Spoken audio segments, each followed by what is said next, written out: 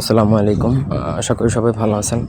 আজ আমি আপনাদেরকে একটা শত্রু নাশ করার টোটকা দিব বা তন্ত্র দিব আর কি। দুইটাই দিব একসাথে। তো পুরো ভিডিওটা না টেনে শেষ পর্যন্ত দেখুন, কারণ শত্রু দমন যদি করতে চান এই টোটকা বা এই বিদ্যাটা যদি শিখে রাখেন অনেক কাজে আসবে সবার।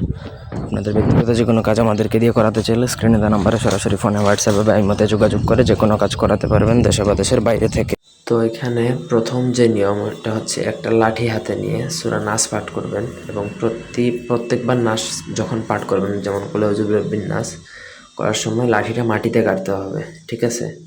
লাঠিটা যখন সম্পূর্ণ মাটিতে গাড়া হয়ে যাবে তখন এটা পড়তে হবে, ইন্নাকা মাইয়িতু ওয়া ইন্নাহুম শাইয়্যিতুনা। পাঠ করে লাঠিতে ফুঁ দিবেন, তাহলে শত্রুর নিদ্রা বন্ধ হবে, মানে শত্রুর ঘুম বন্ধ হয়ে যাবে।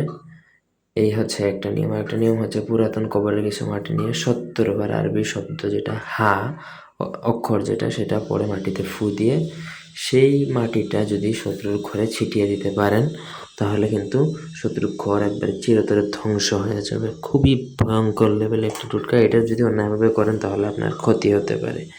৩, পেঁচার বিষটা নিয়ে, মানে পেঁচার মলমূত্র নিয়ে এবং তেল কবিরাজি দোকানে পাবেন মিশ্রিত করে, ওই তেলটা যদি কারো গায়ে একটা ফুঁটা যদি নিক্ষেপ করতে পারেন তাহলে সে পাগল হয়ে যাবে, একদম রাস্তার পাগল হয়ে যাবে। এটা হচ্ছে টোটকা। তো আমি আজকে এখানে দিলাম একটা তদবির দিলাম, 2টা তদবির দিলাম আর একটা টোটকা দিলাম। এই 3টাই কিন্তু একদম 1000% কার্যকর, মানে পরীক্ষিত।